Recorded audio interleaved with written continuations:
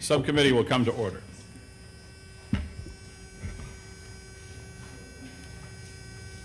Yeah, you timed out great. Yeah, geez. Today, the subcommittee will receive testimony from the Honorable Hung Cao, Acting Secretary of the Navy, Admiral Daryl Caudle, Chief of the Naval Operations, and General Eric Smith, Commandant of the United States Marine Corps. This hearing comes at a consequential time for the Navy and the Marine Corps. Since last fall, our naval forces have operated at high operation tempo in support of counter-narcotic efforts in the Western Hemisphere. Today, in the Middle East, our sailors and Marines continue to demonstrate their unmatched ability to project power, deter aggression, and protect American interests in one of the world's most complex and consequential theaters. It is critical that the Iranian government never possess the ability to produce nuclear weapons and have profound respect for the bravery and professionalism of our sailors and mariners and Marines. However, these operations are not without cost. Our munition supply stockpiles are depleted. Our fleet has deferred maintenance, critical maintenance, and our service members have been operating on an extended deployment schedule. Despite our focus in the Middle East and elsewhere around the globe, China still remains our pacing threat. Today, China surpasses the U.S. Navy in total number of warships in their fleet, and its shipbuilding capability and capacity is estimated to be over 200 times greater than our own. By most assessments, China now holds a considerable advantage over the United States in munition stockpiles and production capability and capacity. It is against this backdrop we will discuss the Navy's FY27 budget request today. The Navy's FY27 request totals $377.5 billion, which represents a 23% increase over FY26. The request is split between $338.7 billion in discretionary funding and $38.8 billion in mandatory. I think it's worth noting that the mandatory funding is subject to legislative dynamics outside the department's and this subcommittee's control. I'm concerned that many priority programs are funded on Navy's mandatory side of the ledger. The Navy's FY27 request makes a significant down payment toward growing the fleet through the department's ambitious Golden Fleet initiative, including over $60 billion in discretionary funding for shipbuilding. This is kind of historic investment that required to reinvigorate our U.S. shipbuilding capability. However, funding alone does not guarantee on-time delivery and is no substitute for sound program management and rigorous oversight. Speed without accountability is how programs go sideways. The Navy's cost to complete request for shipbuilding totals $2.6 billion in FY27. Delayed contracts now rival the cost of the ships themselves. Despite significant investment in submarine programs and industrial base, Columbia-class and Virginia-class programs are delayed by as much as 18 to 42 months, respectively. Carriers, destroyers, amphibs all face growing delays to future ship deliveries. Shipyards that will be essential to delivering Navy's Golden Fleet are plagued by workforce challenges and high attrition rates. I'm concerned that significant funding for the maritime industrial base has been requested in the mandatory funding side of the ledger. It's not enough to add ships to the budget. We must appropriately invest in the growing workforce, increasing capacity, and supporting innovation for the industrial base to support production. The budget proposes $22.6 billion for Navy weapons procurement, of which $11.8 billion is requested in discretionary funding. Critical munitions such as the Tomahawk, Standard Missile, and other air-launched weapons are mostly budgeted for in the mandatory budget process. Procurement dollars for low-cost hypersonic weapons are funded exclusively in mandatory. Once again, I'm concerned by this approach. I have long advocated for supplemental funding to address the munition shortfalls and hope we can receive a request from the department soon, real soon. Naval aviation remains America's most powerful and responsive strike instrument. Operations in the Middle East have once again demonstrated what carrier-based air power can accomplish when properly resourced and led. The Navy's request makes critical investment in aviation, proposing to procure 123 aircraft in FY27 including 6 additional E2Ds, a platform that has proved indispensable in CENTCOM operations. I'm concerned, however, that the significant funding for the F-35 program, our only 5th-generation fighter in production, is heavily budgeted, once again, and mandatory. That said, I'm happy to see that your budget documents note the Navy's commitment to a 6th-generation fighter. I understand that the Department intends to make a long-awaited down select for the Navy's FA-XX program this summer. My support for this capability and the fleet's requirements for a 6th-generation fighter remains unwavering. I look forward to see this program move forward. Finally, turning to the Marine Corps. The FY27 request reflects continued force design transformation with priorities centered on fielding Marine littoral regiments, accelerating the medium landing ship, modernizing long-range precision fires, and anti-ship capabilities to operate inside contested maritime spaces. The request also includes investments in marine aviation, barrack modernization, and counter-drone capabilities. As the Marine Corps seeks to field new capabilities under force design, it is critical that the acquisition programs are built on sound requirements and realistic schedules. Before we hear from our witnesses, I'd like to recognize the distinguished ranking member, Ms. McCollum, for any opening comments. Thank you, Mr. Chair. Mr. Secretary, Mr. Acting Secretary, good to see you. Admiral, good to see you again. This is your first hearing to the committee, so very welcome. And General Smith, it's always a pleasure to see you. I look forward to working with all of you.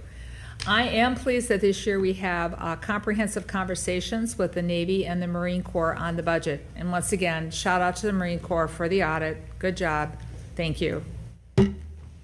Waiting for everybody else's. So we do have your justification documents, and the staff has received several briefings on your request. But to be clear, the size of the overall request for the defense spending is shocking. In a base budget, the Department of Defense requests over $200 billion over last year's enacted level, and when combined with the mandatory funding for defense requested through reconciliation, it's an increase of over $400 billion. That's nearly a 44% increase in spending over the last 2 years. And this request does not include the costs to cover the war in Iran. In essence, along with the upcoming supplemental, we will see the department's request approaching $1.6 trillion. We review the Navy's budget amongst the ongoing war in Iran now. And I understand the USS Gerald Ford is finally on her way home, but the Lincoln and the George H.W. Bush are still deployed with their groups in CENTCOM. And at least 5,000 Marines are also deployed on amphibious assault ships in the region. In addition to the threats that our sailors and Marines face, I'm concerned about the broader cost of the war. The skyrocketing cost of fuel will limit the Navy and the Marine Corps' ability to conduct exercises for the rest of the year. We just had a hearing with Secretary of Defense Hegseth, and we pointed out to him that the standard fuel price for the services has increased from $154 to $195 a barrel. The Department of the Navy is also facing fiscal holes in their military personnel budgets, and these holes require a reprogramming request that will leave other programs without the necessary funds for them to be successful. Clearly, this war has been very costly, and it needs to come to an end. Our Navy and Marine assets need to return home and train for the peer-to-peer threats we face. Mr. Secretary, I continue to be concerned about the ability of the Navy and the industry to provide the ships and submarines we purchase on time and, importantly, on budget. I know the administration has designated Admiral Gutthar to oversight the first submarine director, reporting portfolio manager, but as secretary, this challenge now falls to you, and I look forward to hearing for your plans on this subject. I'd also like to understand better the request for the guided missile battleship. $16 billion for the first ship and approximately $43 billion for a total of 3 ships over the next 5 years. That's another extraordinary cost for the Navy, and frankly, it seems unaffordable. With this year's almost, as I said, $6 trillion budget, is a high water mark for the next few years. But in the next year, we will also have another pay raise for the troops, which they deserve. But I want to add that I hopefully hope that there's a pay raise for civilian personnel, which also deserve increased costs for their inflation and possibly fuel that they and their families are facing. You can see that costs for personnel, exercises and maintenance do not decrease. Large procurement bills for the Navy cannot come at the cost of the health and safety of our personnel. Mr. Secretary, I know that health and safety of sailors and Marines on your watch is important to you, and I know that you're going to prioritize it. So once again, I look forward to working with you all to ensure that everyone has what they need to execute their mission successfully and return home safely. Again, welcome you all to the committee. I look forward to your testimony. I yield back, Mr. Chair. Thank you. Thank you, gentlelady. Gentlemen, your full written testimony will be placed on the record. Please give a brief summary of your statements. Secretary Cao, the floor is yours. Good afternoon, Chairman Calvert, Ranking Member DeLoro, Ranking Member McCollum, ladies and gentlemen of the House Appropriations Committee. Thank you for allowing me to testify before you today. America's sailors and Marines are currently on the front lines of freedom in operations to protect our republic. Lincoln and Bush Carrier Strike Groups and Tripoli Amphibious Ready Group with the 31st Marine Expeditionary Unit are in the Arabian Sea, protecting merchant ships and stopping illicit shipping by a terrorist regime. Destroyers Arleigh Burke, Bulkley, Oscar Austin, and Gonzalez are protecting our allies in the Mediterranean against cruise missile attacks from Iran. In the Caribbean, Iwo Jima ARG-MU is stopping narco-terrorists from poisoning Americans with illegal drugs. In the Pacific, Boxer ARG-MU and Destroyer Squadron 7 are enforcing the freedom of navigation in the South China Sea. At home, we're preparing Macon Island ARG-MU and USS Dwight D. Eisenhower, a 49-year-old nuclear-powered aircraft carrier, for deployment. And on the southern border, our sailors and Marines are standing watch tonight saying, "Nothing will hurt you, not on my watch." 3 weeks ago, I was tasked by President Trump to lead the United States Navy and the United States Marine Corps. My three priorities are to take care of our sailors and Marines, build ships, and protect our homeland. 120 years ago, the Great White Fleet extended America's reach across the globe. We're currently at the forefront of history with a budget that will create the Golden Fleet, which renews that maritime dominance. We have an obligation to give our sailors and Marines the very best equipment to do their jobs. In our historic budget of $377.5 billion, we're adding 34 new ships, varying from small to large combatants, 123 new aircrafts, along with 5 unmanned ships. In 5 years, we will add 122 manned and 63 unmanned ships. We're funding the readiness of our fleet to 95%.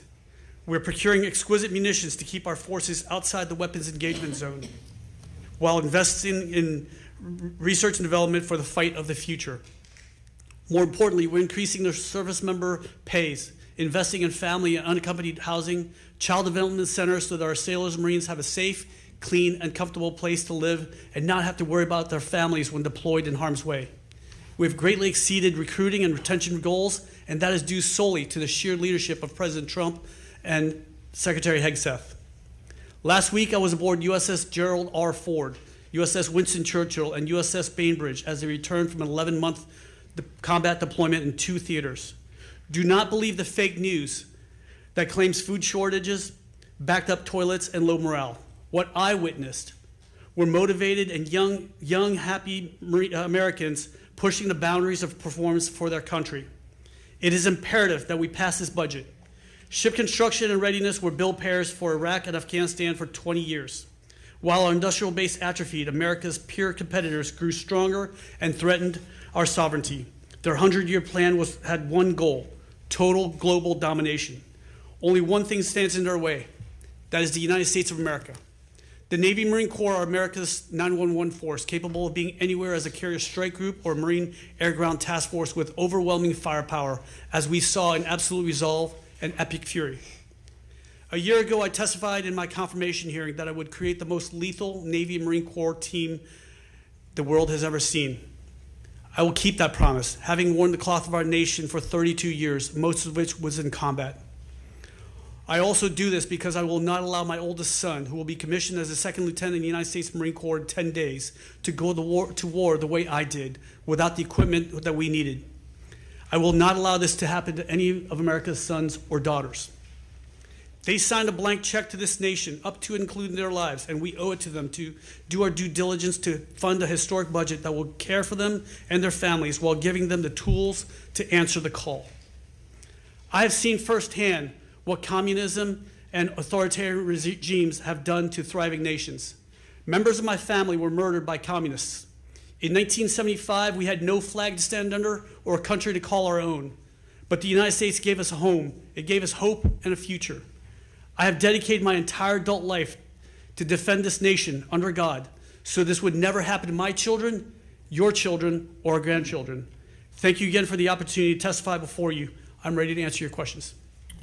Thank you, Mr. Secretary. I now recognize Admiral Caudle for your remarks. Chairman Calvert, Ranking Member McCollum, Ranking Member DeLauro, and distinguished members of the committee, good afternoon, and thank you for the opportunity to testify on the posture of the United States Navy. I'm honored to be joined by Acting Secretary of the Navy Cal, my good friend General Smith. We appreciate the committee's steadfast support for our sailors, Marines, civilian workforce, and their families as well for the resources you provide to defend our nation.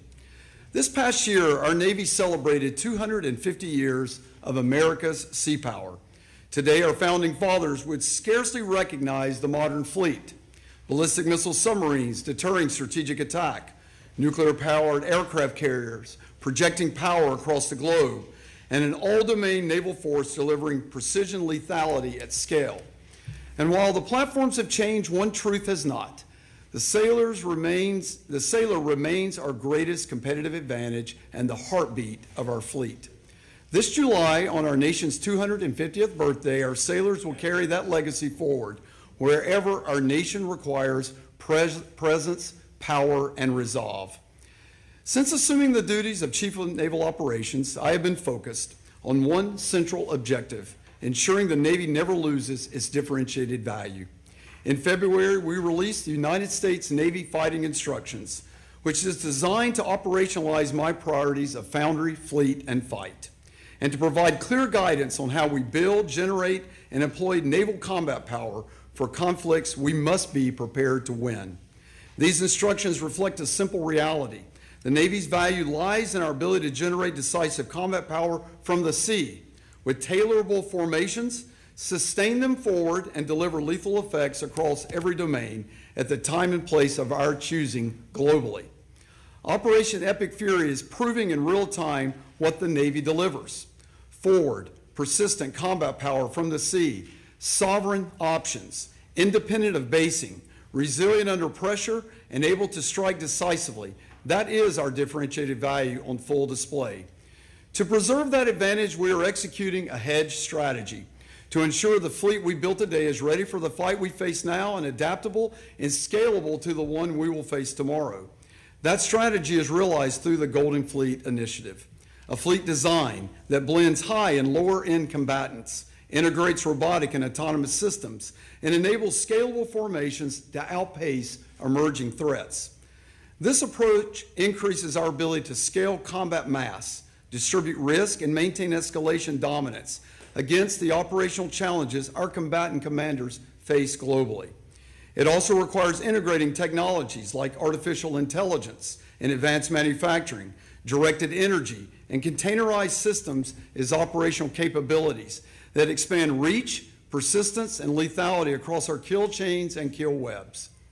Our FY27 budget request is strategy-driven and aligned to the Department of the Navy's priorities and the objectives of the National Defense Strategy, leveraging the concepts outlined in the United States Navy Fighting Instructions to ensure our investments directly strengthen the foundry, the fleet, and the way we fight. It reflects disciplined choices to ensure we first always field a credible and highly effective sea-based strategic deterrent, and second, we invest in the right capabilities that preserve our warfighting advantage. To do that, we focus on four priorities. Sailors first. Quality of service is not a luxury. It underwrites combat readiness and must always be our first priority. Second, the foundry. The foundry is where combat power is forged, and we must not use it as a bill payer. A hollow foundry results in a hollow Navy. Third, the fleet. The fleet is the most flexible, decisive military instrument of national power. Therefore, we must field the right mix of forces to realize the Golden Fleet's full potential through a smart application of the HEAD strategy. And fourth, the fight.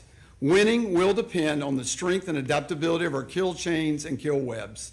From robust counter-targeting to leveraging new stealth technology to an abundance of longer-range munitions to enhance mission command, we must integrate and synchronize our capabilities seamlessly with our joint force teammates, our partners, and our allies.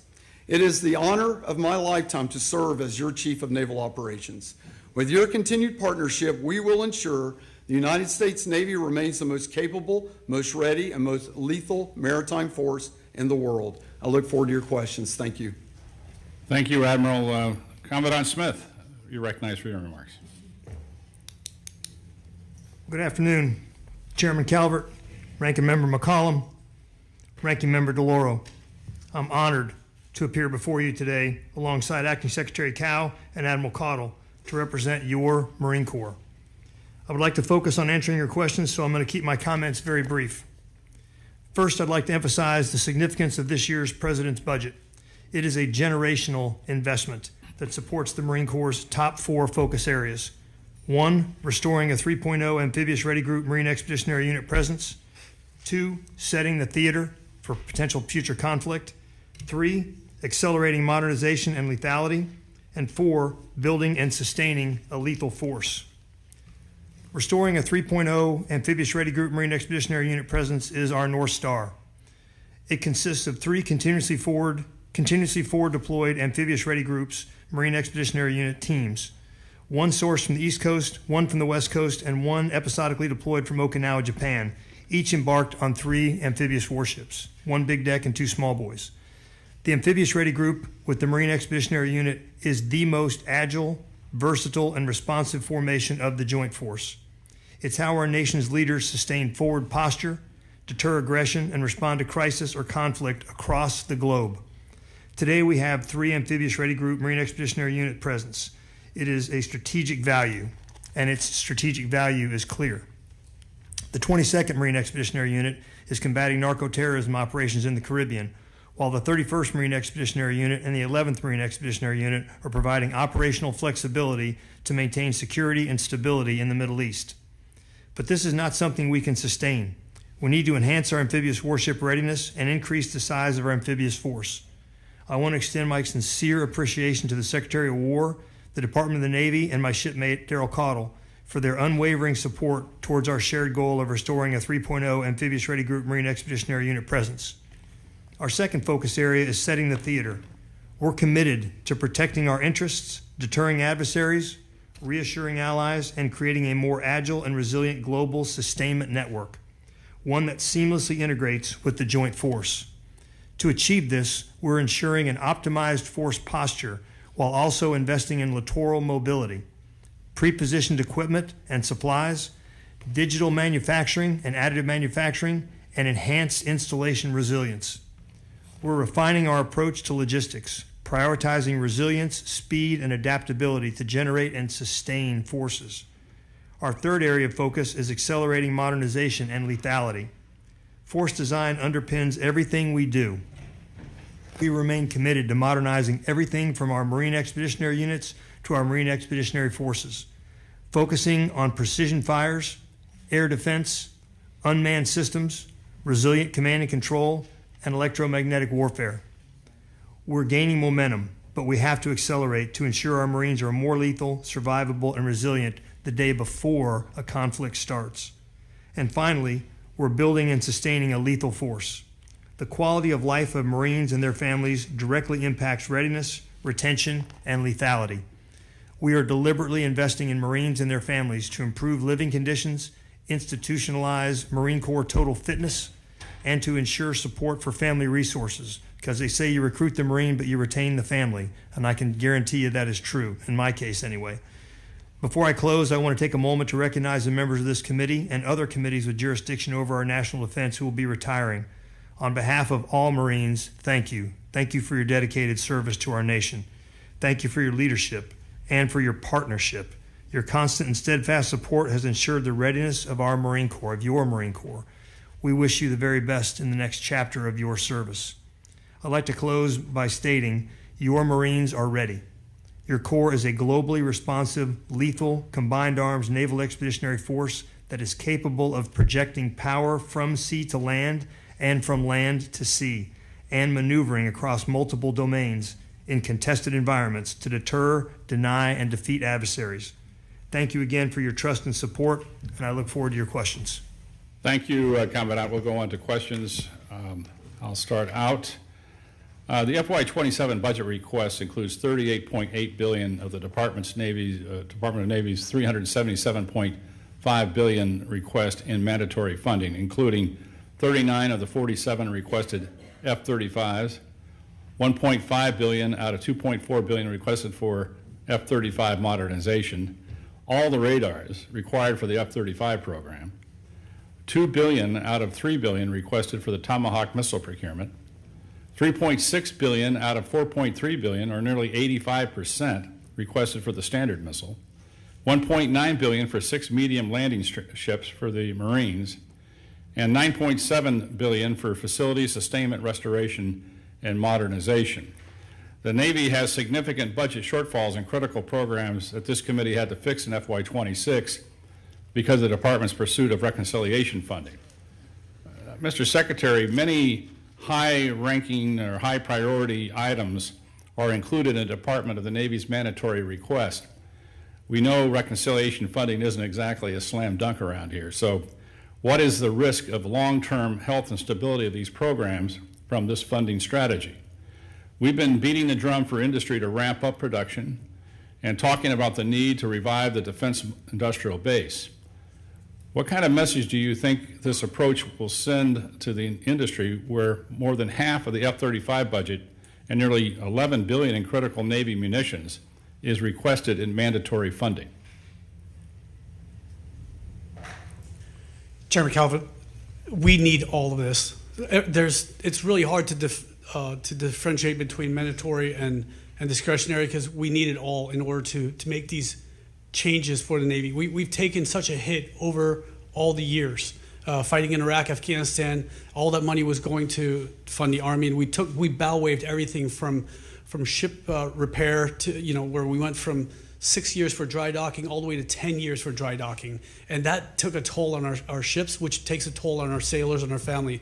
So we had to write a budget that includes both of those because we need all $1.5 trillion. Yes, I understand that, and I haven't got into the supplemental, which we'd love to have, but if the department needs to submit that to the committee as soon as possible, because we need to get to work on that, but because it seems the appropriations process is broken up into 3 chunks. Obviously, the baseline budgeting process, a supplemental that I understand you guys are going to come up here with pretty soon, and lastly, the reconciliation bill. Admiral, I think Caudle and General Smith asked you the same question. Are you concerned about the amount of funding for munitions in reconciliation? Chairman, I am concerned. I think the Acting Secretary put it well. We need both bills passed, and I think we need a supplemental as well. And because the discretionary mandatory bills were not done with Epic Fury in mind, so all 3 are important. I do have concerns in the mandatory lines with munitions, F-35 and FISRM. And those 3 would be the concern areas for me. I think there's some ships that concern me too, with LSM being there, hospital ship, and some other ships that are in mandatory. So without both being passed, I am deeply concerned. Yeah. Well, a number of us are in favor of obviously increasing the top line, and we're obviously interested in the supplemental. It's needed. We've been going through a number of conflicts of late, and I know we've eaten up a lot of our O&M accounts in order to fund this, and we need to get this done as quickly as possible. That's why we need a supplemental. Then lastly, the reconciliation part of this. And, we haven't done reconciliation part 2 yet. So we need to get through that before we get to the part 3. But the sooner you get information to us, the better that the potential outcome will be on this. With that, Ms. McCollum. Thank you, Ms. I think if I'll take a second, at our meeting, we as a committee made it very clear to the Secretary that doing budgeting for you for our services through reconciliation is not, it just doesn't work. The authorizers authorize it, and then there's, the Navy went through all this broken glass, as they called it last year, and then we had to go in and we had to open up our budget again and cut other things. And, I know the Senate has its rules in the way that it does things, but it is not, in my opinion, sustainable or anything that I have a lot of confidence in after it passes, that it's really going to serve the needs of what you need to have done, because we have to go back in and readjust everything else that doesn't get funded because it's mandatory versus discretionary. And it needs to be built into your base. So I just want you to know that we had that very serious conversation with the Secretary of Defense. The administration has requested a total of $43 billion over future years of defense programming for its new guided missile battleship, which is part of President Trump's Golden Fleet. This includes $1 billion in procurement for long leads for fiscal year 2027. However, the concept design is still underway in this year, 26. And right now we have no idea the length of the ship, how it will be fueled, what munitions it will carry. And it's concerning that the Navy's asking committee for funding without the full understanding of what the final concept or true construction schedule will look like. So, Mr. Secretary, given the cost of this new fleet, which I believe may be between 10 and 25 ships, we don't even know that yet, what is the plan for how they will be used? And also, if you would please, how will the Navy absorb the cost of this new fleet with its overall budget for defense expected to decrease after the coming year? In other words, the tails that go with these ships.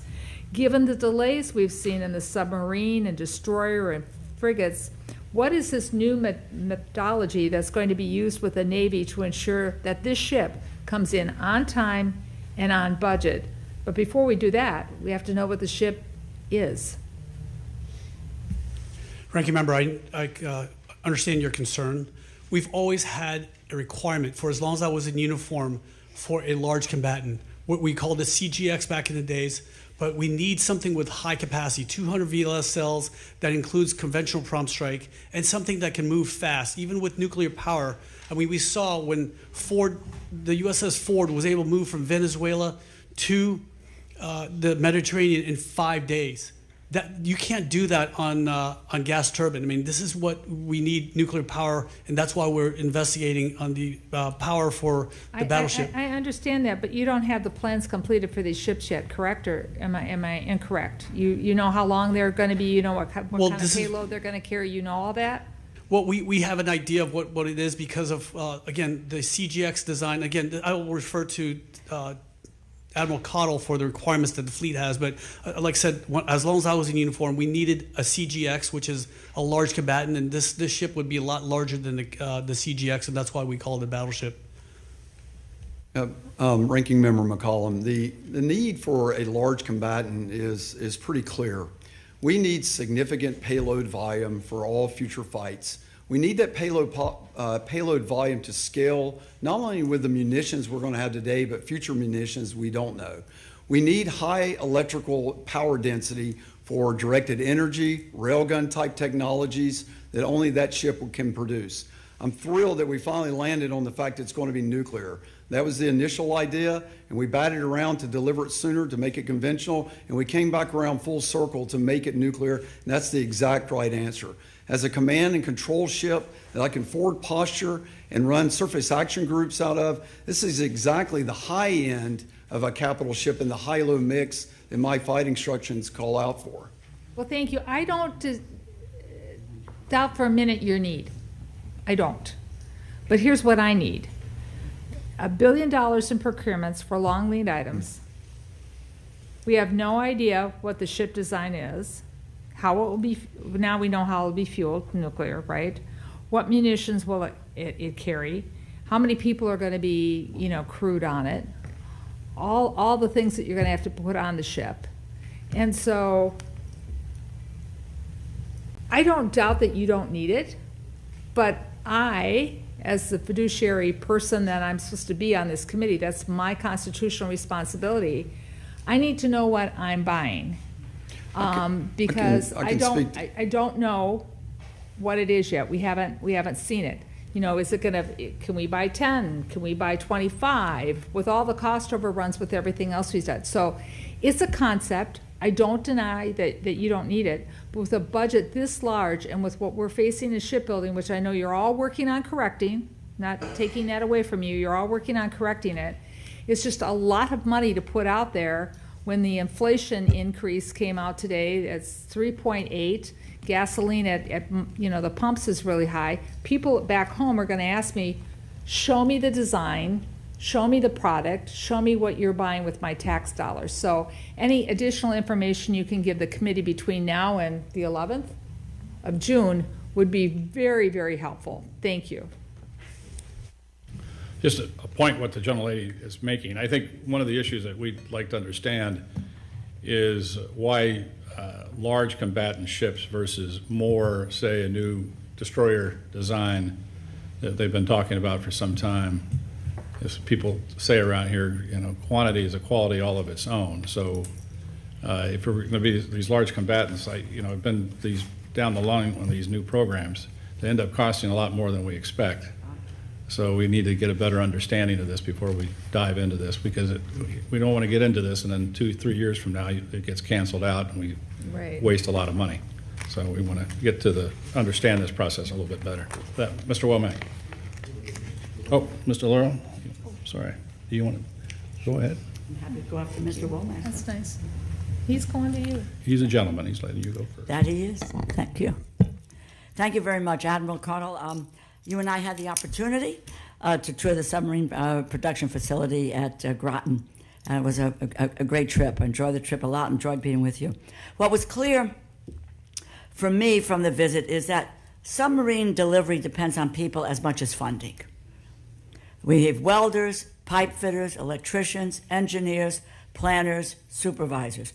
What is your assessment of whether the submarine industrial base has the workforce it needs to meet Columbia and Virginia class production requirements? Oh, Ranking Member DeLauro, thanks again. It was a great visit. It's good seeing you. I enjoyed it a lot. And thanks for what you do for this committee and the Navy, especially for our submarine program. You've hit on a point that matters. I mean, everything ties to workforce. It is extremely important. And so there is not an initiative that we're trying to do that going forward in which the workforce is not a key part of that. Workforce development, recruiting, retention. We see these briefs at our shipyards. You've attended some where we talk about how are we actually getting after the number of people we need to do this.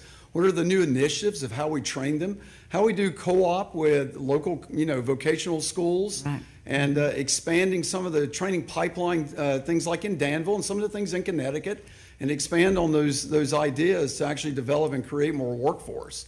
So you've hit on it. I think, Electric Boat in particular, on our visit, I'm seeing great efforts there where they're going to hit their recruiting mark. And with the retention levels improving, because compensation has improved much from the work that this committee has done, and then some of the ways that we're actually able to train using virtual technologies and actually matching that with the capabilities of modern times, I think we're going to hit the mark on that much better. Mm-hmm.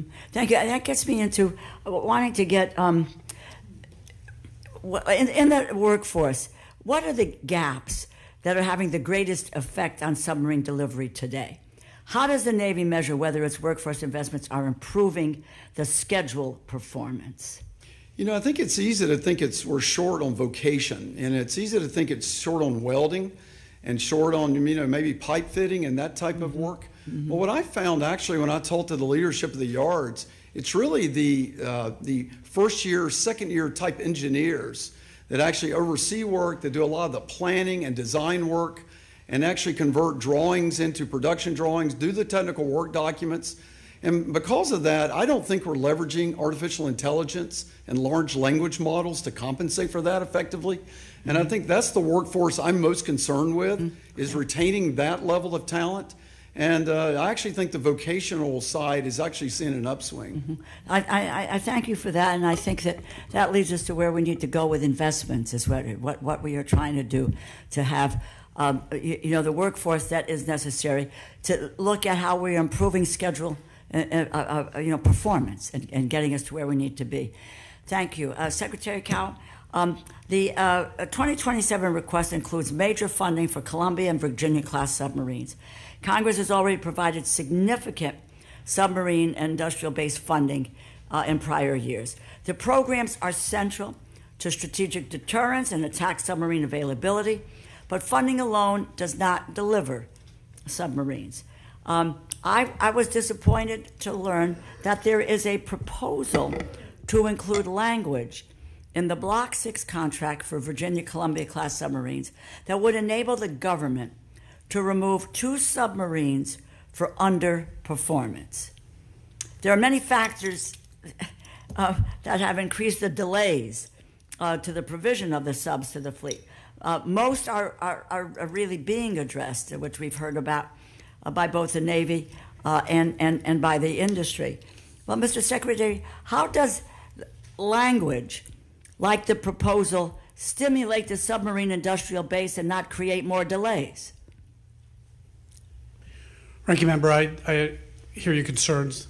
We need leverage points, but again, we have this amazing Vice Admiral Rob Goucher, who I've known for 36 years, who is laser focused on submarine building, whose whole job is as a direct report program manager for submarines that oversees all of these, the construction all the way. I mean, he's also dual-hatted to me as a portfolio acquisitions executive that will help move forward the submarine building. He's found a lot of efficiencies that he's able to move the timeline to the left a lot too. Well, it's of concern to me that language that's out there, what kind of a negative effect may it have on moving forward and not create more delays. If we're saying, you've got the government can remove 2 submarines for underperformance, that just sounds like a threat level that really creates more of a reticence and or an incentive to try to move forward. I just think we need to take a hard look at this language and see, what kind of an effect this will have overall. And I hope we'll. Sorry, Member. We'll look at it. That will you do that? Will you provide the committee with a spend plan for prior year and 2027 submarine industrial base funding, including obligation rates, major project categories, timelines, performance metrics tied to supplier performance, shipyard throughput, and submarine delivery? Can you provide us with that information? We will provide whatever you need. Okay, that would be very, very helpful, I think, to the committee. Let me just say, the 2027 request makes major investments in submarine procurement and the submarine industrial base. Congress, in my view, should support the undersea mission, but the department has got to show that this funding is executable. The committee needs clear answers on workforce gaps, supplier capacity, obligation rates, schedule performance, so that the investments will result in delivered submarines and not just larger budget lines. So.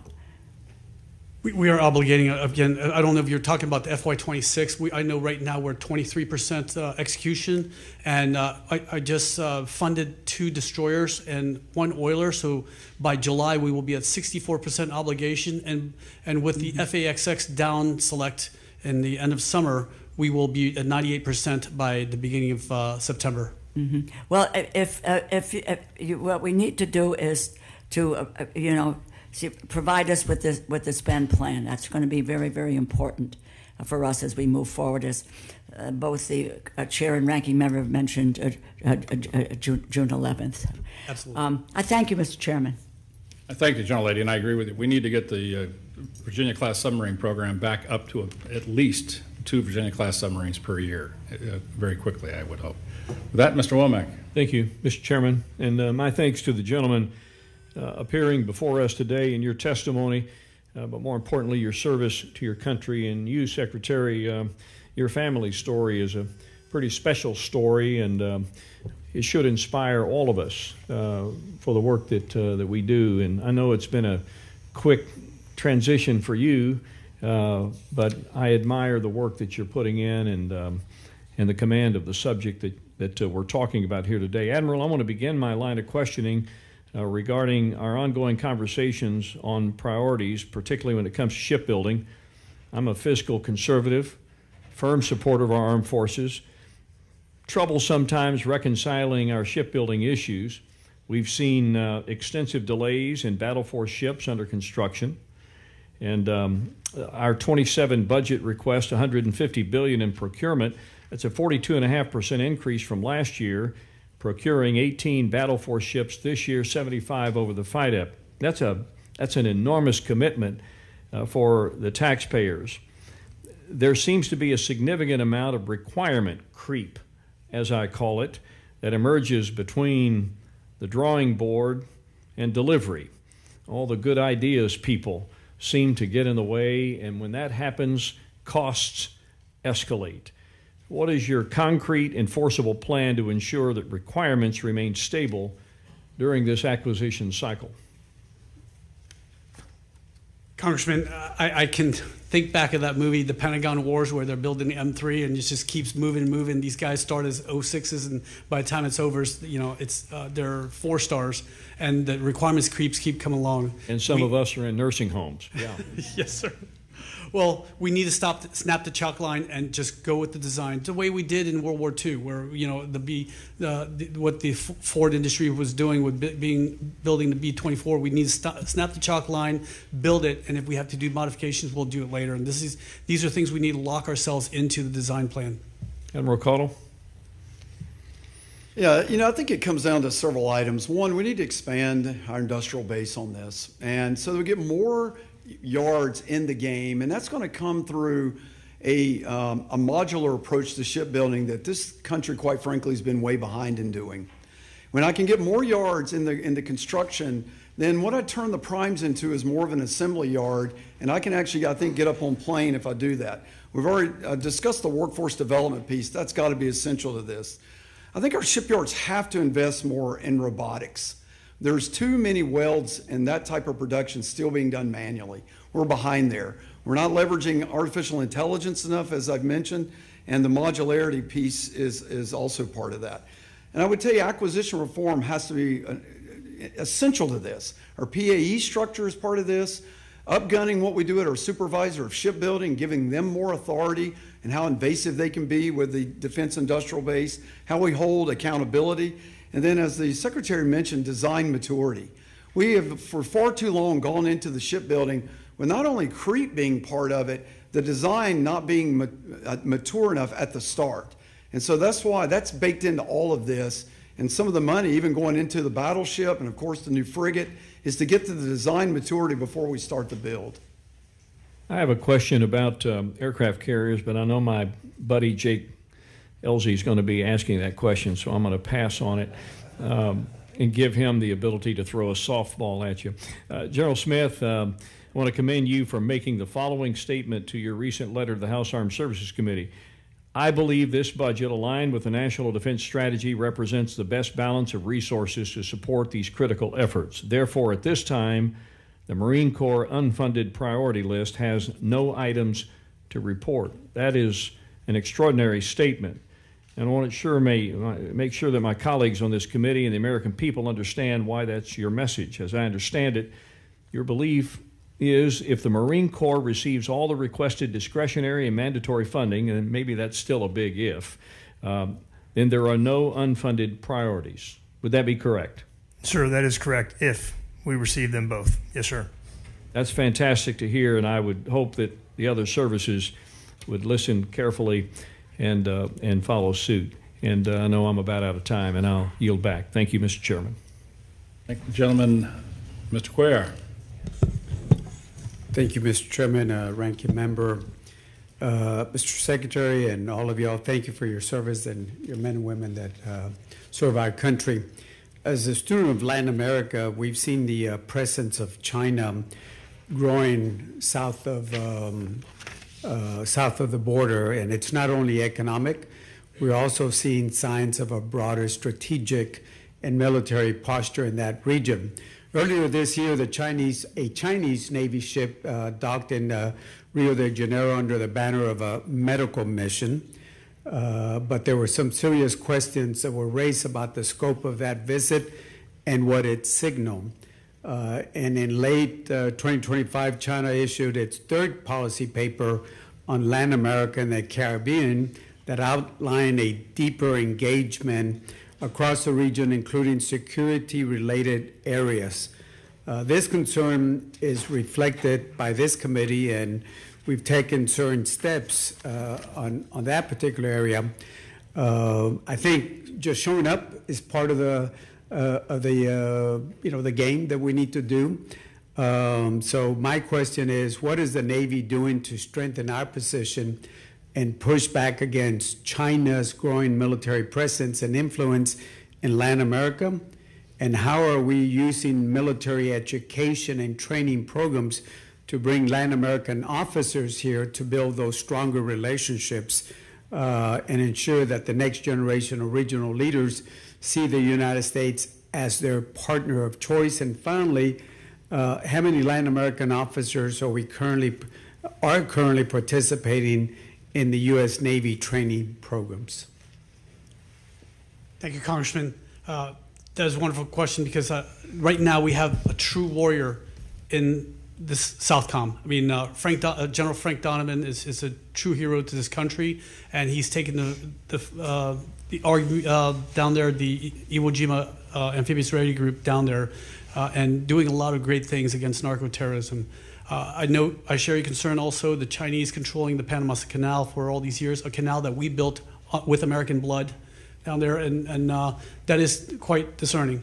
We have a lot of exercises, UNTAS, that's going on down there, as well as a lot of exchange programs. And I will defer to the Chief of Naval Operations and the Commandant to share with you what they do at the Naval War College and the Marine Corps University as well. Sir, I can tell you, I just attended graduation. My own son graduated barely from the Amphibious Warfare School. He didn't really graduate barely, he graduated. We have multiple South American partners. I'm a Latin American FAO. I spent 2 years living in Caracas, Venezuela, during the Chavez epic and after. So we are fully engaged in Southcom. We're fully supporting Frank Donovan in Southcom. The only thing we need is additional funding to make sure that what we do, that we actually can pay for it, because we actually have the Marines, we have the shipping to get down there to do the exercises. We can fly our V-22s down there. We are working very, very hard to do exchanges with our Latin American partners through Central and South America, and we really start with our schools. When you have an individual who you went to school with, you can pick up the phone and call them. And these individuals who are coming to us as lieutenant commanders and majors are going to grow up to be 4-stars in Latin America, and that's the real secret sauce to our schools program. I graduated from the Navy War College last year, and I saw some of the Mexican officers and some of the Latin America, but if we can do more of that, that would be good. Got about a minute left. Mexico, for the first time, and we mentioned this to the Secretary, has allowed Special Forces and I believe SEALs to actually go to Mexico, be stationed there, do training, and maybe do some joint operations. Not joint operations. I wish I would do joint operations, but do a little bit more. The more you can get our Mexican folks to engage will be very, very important too, not only for drugs, but just the fact that China is right across the border, literally right across the border from the U.S. So we really appreciate if y'all can push that more and let us know what funding in particular. I have an idea, but it's up to the committee over here to work on that. But I really appreciate the work that y'all doing in Latin America, and keep doing more on that. Thank you. I yield back, Joe. Thank you. Speaking of General Donovan, I just wanted to make a point that last time he testified to us, he mentioned a number. The revenue from the major cartels from this, in that area is over $400 billion a year.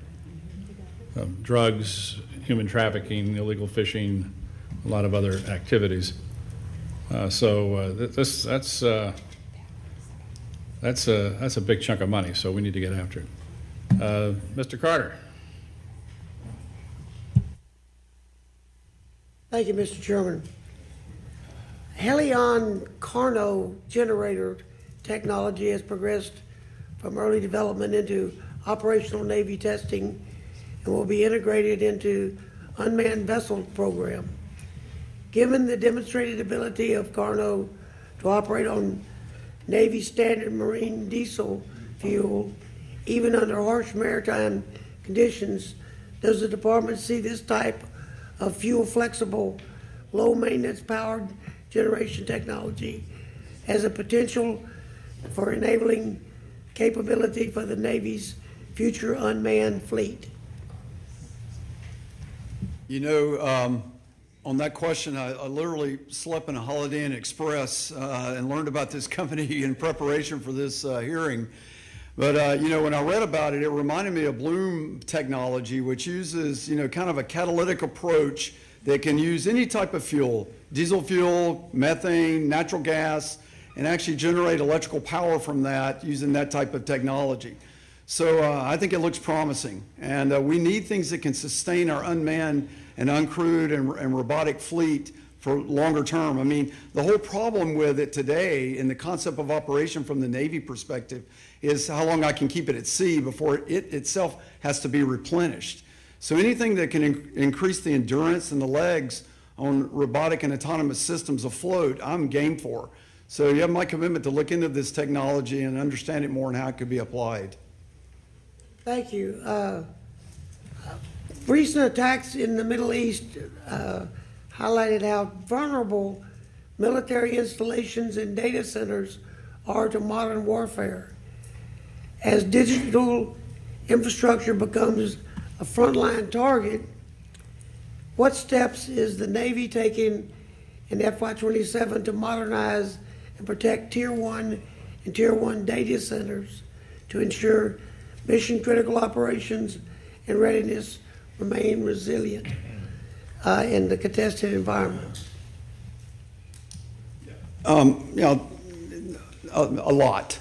It's been a vulnerability that we have had for quite a while to get our house in order to counter UAS technologies. And so the Navy is actively, I'm very much a part of the GIATA 401 task force that's been stood up and the work to try to get a joint approach to how we do base protection. We have a Navy component commander that focuses on this at U.S. Fleet Forces every single day. I think we have not done a good job historically to find the best of breed and then buy that and scale that across all bases. So if any place we could do something in a joint way, this is certainly a place to do that.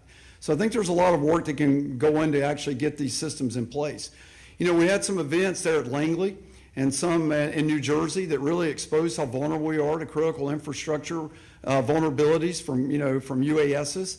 And when we did that, we kind of got the ball off top dead center here. And I know Northcom is highly focused on this. I know the department is as well, but there's work that still need to be done to field these across all of our bases in something that really does work. And so most of this stuff, you know, doesn't work that great. And we'd actually need to get systems that do. Are there multiple people working on this issue? Yes, there are. Because, I mean, that's going to shut us down in the future. I've got an entire team to do the capabilities assessment of that. And, of course, we look for how we do this through the joint processes that are in place to actually field joint capabilities. And I know that General Smith and I are, locked, hand in hand here on making sure that we provide robust force protection for our bases. Electricity is getting to be more and more important.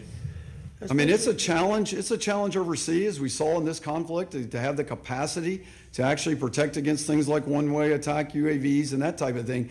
But it's a whole different game in CONUS. because the FCC gets involved, the FAA gets involved, different agencies get involved. And so fortunately, we've gotten some reprieve from the 130I, actual protection of covered assets, to basically designate all of our bases covered. And so I'm not restricted really in my application of the technology, but I'm restricted in the fielding and proving of the technology. Well, I'm glad you're on top of it, because it's a future problem. The Marine Corps has significant strides in employing commercial autonomy software in support of Nemesis. Is the Marine Corps properly planning and programming and budgeting for the continued sustainment of the software? Sir, I believe we are. Our issue really with Nemesis is building the missile battery depth. That is what we really need, but the software is rock solid. The autonomous movement of that vehicle, it's called a Rogue, a Remote Operational Ground Unit Expeditionary. It's capable of independent maneuver and operation. It is rock solid. What we really need is the missile depth. Okay. Thank you. Thank you, Mr. Chairman. Thank you, gentlemen. Mr. Aguilar. Thank you, Mr. Chairman. Thank you, Ranking Member. Mr. Secretary, I wanted to talk a little bit about the cost of the war. Earlier today, Undersecretary Hurst gave us an updated figure of $29 billion. And that was the number he cited to this committee as the total cost of the operation. Can you describe within your portfolio on the Navy and Marine Corps side what the funding impacts have been within that $29 billion? Congressman, that includes obviously operation and maintenance of our ships out there and aircraft, as well as munitions that we've expended during this operation. But again, these are numbers that OSW has been keeping tally on in order to give this committee a very strong supplemental request. You don't have any more detail other than that to share? I'll defer to the CNO and the Commandant if they have any other requests. But I mean, a lot of this is for munitions, sir. I mean, we've expended a lot of munitions, but again, it's not all of it. I know there's some things in the news about people testifying and saying things that we've expended. But I'm telling you right now, our munitions are looking good. And I'll be more than happy to come in a closed session in order to tell you exactly what our munitions, our combat usable allowance is. Okay. I wanted to follow up on Ranking Member McCollum's questions on the Golden Fleet. The Congressional Budget Office in 2025 reported DDGs spent 20 to 100% more time in the yards for maintenance than scheduled, and that DDG will spend 9 years on average, a quarter of its service life in the yard. Spending billions of dollars on a new ship without a specified mission while you're stretched thin with the current assets seems like it tests our operability. How do we justify millions of dollars and potentially more than that on a battleship when the current fleet is suffering from maintenance? Congressman, as we said before, a lot of the maintenance was bow waved during the wars in Iraq, Afghanistan, and we're just now catching up. A lot of these ships should not be in the yards for as long as they have been. However, without the dry docking, they needed, moving out from 6 years to 10 years had a huge impact on this. But this Golden Fleet doesn't, this includes smaller ships like the frigates that we need, because right now we have destroyers going out there doing counter drug ops. That's like having a brain surgeon, suturing up your wounds or something like that. We don't need that. And the destroyer has a very specific mission. That's why we have a mix between low and high end ships, as well as autonomous vessels for these missions as well. If it's how will the extended deployments that we're seeing affect the future maintenance schedules for these ships? For every 30 days that a ship is extended on deployment, it adds 6% of maintenance. So over five months extra would add 30% for maintenance. What would that mean for something like the Ford, that, given the mission set that you mentioned earlier?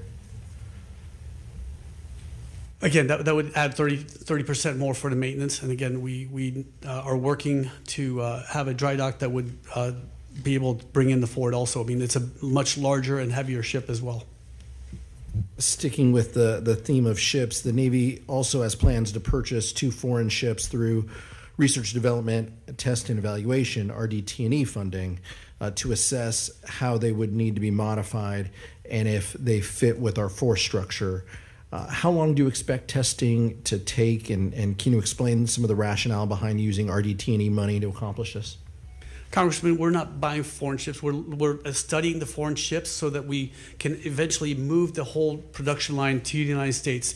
The Korean shipyards and the Japanese shipyards, all these foreign shipyards have been able to develop warships very quickly in about 2 years, whereas our shipyards are taking 6 to 8 years. So we're trying to bring American workers over there to learn how their techniques and their procedures and see how we can expedite our building of ships. I mean, right now we have 80 ships on contract, 59 are in production right now, and we're not moving any time faster than we were before. I mean, the way I see it, it's like going to a am I blowing up? I'm an EOD tech, so I'm always worried about things buzzing and timer going down. But it's just do what we do and just ignore it. No, but again, it's like going to the candy machine. Your Snickers bar gets stuck. Put more money in there is not going to get more Snickers bars out. Right? We have to find a way to get around that, and this is what we're doing. Is we're importing capabilities into the United States in order to accelerate and energize the industrial base, sir. I appreciate it. Thank you. Thank you, Mr. Chairman. Thank you, gentlemen. A point Mr. Aguilar brings up, and I think that's important, is obviously we're burning a lot of cash right now in these operations, and that's being pulled out of the O&M accounts. Pretty soon you're running out of cash, and that's why we, quite frankly, I think we need a supplemental like today, because we're going to have to pay these bills. You mentioned sustainment and these, the existing operating costs. It's, we got to get this supplemental in for we can get to work on it right away. So please make that point. I made the same point to Secretary Hegseth this morning. So if you could, yes, Chairman, send that message out, that'd be great. Mr. Diaz-Ballard.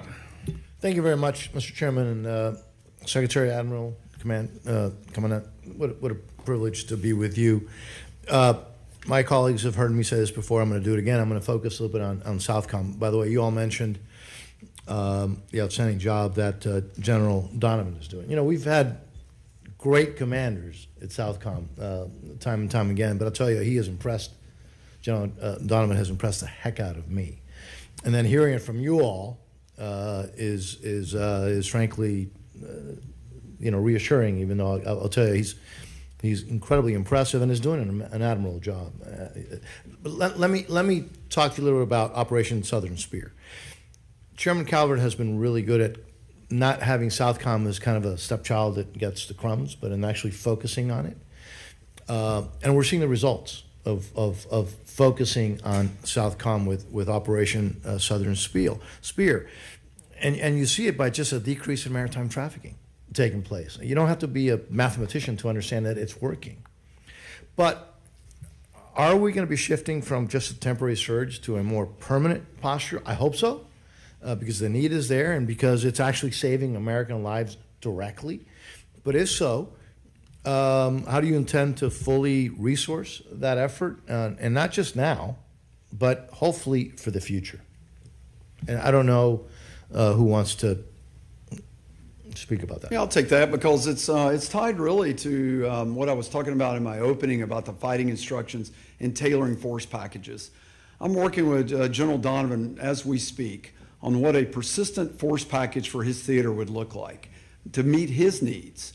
Things where we would tie together an expeditionary staging base, an ESB, tied with some MUSV, tied to some maritime domain awareness, tied to some littoral combat ships. And so by giving him, in conjunction with the Coast Guard, actually that's a force package that I can produce reliably. He can ask for that through the Global Force Management structure. The ESB can be a staging base for not only all types of different manned air, but also unmanned air, SOF. And so that type of package is what I envision, and he agrees is what the future of Southcom looks like. So I'm pretty optimistic about that. And how about ISR? It's always a scarce commodity all over the planet, all over the world. ISR, but possibility of having an increase in capability for Southern Command? Well, one of the things the budget does is that it fundamentally restarts the line and increases P8. So, you know, our maritime patrol aircraft is heavily needed. Triton, our MQ-4, is of course needed. The smaller UAS that can be launched from some of the unmanned systems that we're talking about and manned systems to give temporal ISR for, you know, targets of interest and areas of interest has got to be part of that scheme of maneuver as well. And again, so you're looking at potentially a more permanent structure. Absolutely, yeah. Okay. I mean, defense of the homeland is the #1 priority in the national security strategy and defense strategy. So countering illicit trafficking and monitoring those waters as the southern flanks of our country is a persistent mission. Well, and one of the things that has frustrated a lot of us is while Jayada South has been able to see a lot of drugs coming over that we know are directly causing the death of Americans, we haven't, just because of lack of assets, right, have not been able to target. And so I'm going to tell you how grateful I am for all of you for your focus. And I would be remiss if I didn't once again thank you, Mr. Chairman, because for many, many years it was basically just, you know, no matter what I said, didn't get a lot of attention, but you have been great, and we're seeing the results. Americans are dying less in less numbers because of your efforts, but obviously, more importantly, because of the job that you're all doing. And I'm actually going to return 52 seconds, Mr. Chairman. Good, I'll use it up. Thank you. You mentioned ESBs, Admiral, and I'm just happy with that, not just because they're built in San Diego by NASCO, a great shipyard, but I understand you have 2 of them parked right now because crew problems, and we got to get more sailors and get that out to General Donovan as soon as possible. Can you commit to the committee that these ESBs that we spent a lot of money on building, that you'll get them out? I know that AFRICOM would like to have an ESB in Africa right now. So we built them, let's use them. Yes, Chairman, you have my full commitment on that across all MSC fleet ships. Mr. Case. Thank you, Chair. For all of you and for your colleagues in the other services and for Secretary Higseth, I'm having a heck of a time trying to figure out why you allocate between mandatory and discretionary throughout your budget in all of the services.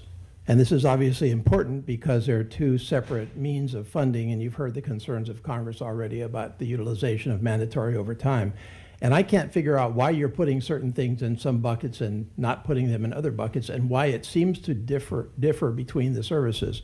So to give you an example, this morning Secretary Higseth and his team testified, and I'm just going to stick with procurement because I think we all agree that's really, really a critical part of the budget, both mandatory and discretionary. So this morning the testimony was that in procurement about 36% is my recollection in the DoD writ large was in the mandatory bucket for the FY27 budget, and yet your bucket for Navy has that at 16%.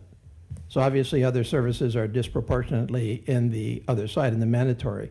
Then you get down into the details of your budget as to what's over on the mandatory side. I'm just looking at Navy here. Aircraft, 22% in mandatory. Weapons, 48% in mandatory. Ammunition, Navy, and Marines, negligible, actually at 0. Shipbuilding at 9%. I have no idea what that means. Does that mean a prioritization of those areas? Does that mean, why are you putting, and I'll just go to you, Admiral, because you know, these are your numbers. Why are you putting stuff in some buckets and putting them in other? I mean, who's making that decision, and why are you making that decision? Well, I mean, as I know you know, as the service chief, that it's my job to lay out the requirements for the capabilities we need to fill the best Navy possible. The design of how that occurs and the 2 types of budgets, the discretionary and the mandatory, is not really a call that I make. Now, I am in the discussion. Who's making it? Who's making it? Well, you're just saying what you need, and somebody is deciding, I'm going to put this in mandatory, I'm going to put it in discretionary, but I don't know what their rules of engagement are in terms of what they're doing. Is it a political? I mean, Secretary Higseth was very, very candid this morning about why reconciliation was important, and it was all about the politics, not about the substance, not about the policy, the politics of how to pass Congress. That's not the case for me. I'm happy to have a $1.5 trillion discretionary bill. So, but Mr. Calvert is happy to hear you say that, Yeah. because that's where I mean, that's where he, so as a service chief, I just need the whole bill funded, and the scheme and the actual method by which those things is collaborative. But finally, the OMB makes the final call on that, not the Department of the Navy. But you don't know what you don't know why OMB is putting certain No, things. sir, I don't. Okay, and fine. I've tried to articulate the risk if it does not get funded, what that risk No, is. I understand that. It's just that you're asking us to fund things in two different buckets that we're uncomfortable doing. So I'm trying to extract from that what that means. Is it a prioritization? Is it a political approach where you think some things are better funded politically through reconciliation versus discretionary? Anyway, I'm just going to let that question hang and go to General Smith somewhat, because you have a different approach. If I'm not mistaken, the Marines in your line items have virtually nothing in reconciliation. You haven't gone into the reconciliation bucket very much. I mean, you got some in O&M, if I have that correct. But to use procurement as an example, I don't see any of your money in procurement in reconciliation. Is that right, and why? Sir, what I would say on discretionary, the annual approach bill and mandatory reconciliation, we are trying to put things in the best bin that we think we can get. We're trying to put them in the best bin that we think will be passed by this body. We're trying to maximize every tax dollar that's used. So I'm agnostic as to whether it's reconciliation or whether it's mandatory. But do you know why none of your procurement is in reconciliation at all, whereas the overall department budget has 36% of their procurement in reconciliation, but not the Marines? Do you know why that is? Yeah, I'll have to take that for the record Okay. and come back to you, sir. And then this somewhat goes to Mr. Womack's comment, because it is related. Your UPOL, you come in with no UPOL, which actually is the same thing we've gotten, as I recall, from Army, Air Force, and Space Force. Navy is the only one that has a UPOL, but all of yours is MILCON. So in my view, what you're doing is you have a purely discretionary budget. You're coming in with no UPOL, not too much in reconciliation. You're saying you're going to live or die by your discretionary budget. That's what my conclusion is. Does that resonate? Well, sir, I wouldn't say we're going to live or die by it. I mean, we're dependent upon it, that is for sure. But again, I have requirements. I'm agnostic as to the methodology by which they're fulfilled. Okay. And you didn't make that decision as to what goes in what bucket? No, sir. Okay, thank you. Mr. Elzey. Thank you, Mr. Chairman. Mr. Secretary, Admiral Caudle, General Smith, thank you all for being here. Hung, man, you've been drinking from the fire hose for the last 3 weeks, and you've done an outstanding job taking this up and rolling with it. And, I think it's fantastic that we've got 3 members here who are all combat veterans. Most of what Admiral Caudle did, nobody will ever know about. And some of the you were in command of the Topeka, I think, when it did some things that we'll never know about. And so you all have members of your family who are active duty right now. Your son is about to go into the Marine Corps. There's a tie here between all 3 of you. They're all going to be Marines. You have a son-in-law who's a Marine. You have a son who's going to be a Marine, and so do you. So you have stake in the game. And so I just want, for anybody listening, everybody on this committee knows that, but for anybody who might be watching this, wondering what the 4 stars care about, you have a personal vested interest in the success of what we're doing with this $1.5 trillion, because it depends on you. That is not without precedent in history of 4 stars, 3 stars, and the like, who have young family members in the military. So I know you've put a lot of thought to this. I'd also like to point out that General Smith is an Aggie, so for my friends back in Texas, and the Marine Corps has passed 2 audits. Is that right? 2 audits? We've passed 3. 3. I'm so sorry. I shorted you. So anyway, you guys are a phenomenal team, and it's fun to watch you. Today, with the Strait of Hormuz closed, many of my fellow Americans are learning the importance of the Navy again, and its fleet of aircraft carriers. You really couldn't enforce a blockade with with autonomous platforms. You're going to need H-60s. Oh, Rosa's gone. You're going to need H-60s. You're going to need F-18s. I wish I could have been in the debrief on the carrier when that F-18 pilot came in and showed the tape of him strafing a rudder. That, my friends, is real professionalism. Whoever got to do that, awesome. And the fact that he pulled it off without loss of life on that ship, almost incredible, with an unguided munition like a 20 Mike bullet. So our team, our military, is performing in an incredible way. The aircraft carriers, we have 4 that are ready. So I'd also like to point out for those listening, we have 11 aircraft carriers. We're funded for 11 aircraft carriers. 4 of them are up and running. And one of them, we just doubled its deployment. That's going to be a real cost. And Pete, I'm really glad you asked that question about what it does to a carrier when it extends 6 months, because it's a real cost.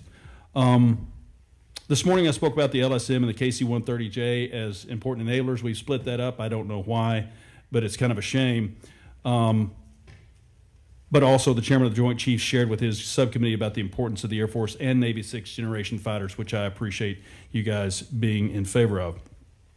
My question is this, as my son, Jack here, he says he's going to be a pilot, but I think he's going to be a Marine like everybody else seems to be going right now. Can you tell me how you're changing the way the Navy and Marine Corps does business to produce capability faster and with less friction? And specifically, can we make the Naval Air Systems Command, Navy Sea Systems Command better and potentially and hopefully eliminate the Navy Facilities Engineering Command? We'll start with you, Hung. I'm sorry, Mr. Secretary. It's quite fine, Congressman. First of all, let me go back to the aircraft carrier, how amazing it is. I was on the Ford.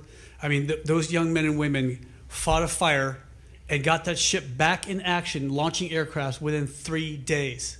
And when I came aboard, they were all happy. They worked as a team, and it was amazing. I mean, this is 100,000 tons of pure American diplomacy, with the 7th largest air force in the world being able to go anywhere in the world, and that's the American might. But you're right, sir. When I invaded Iraq, we had 5 carrier strike groups out there, and right now we barely have 4, and that's a detriment to what we're bringing to the country. That's why we need to make sure that we pass this bill to inject energy into these shipyards so that we can get these ships out of dry docks and out of maintenance faster. In terms of how do we build better Marines and sailors, this year we brought in 8,600 more sailors than we did in previous years in recruiting.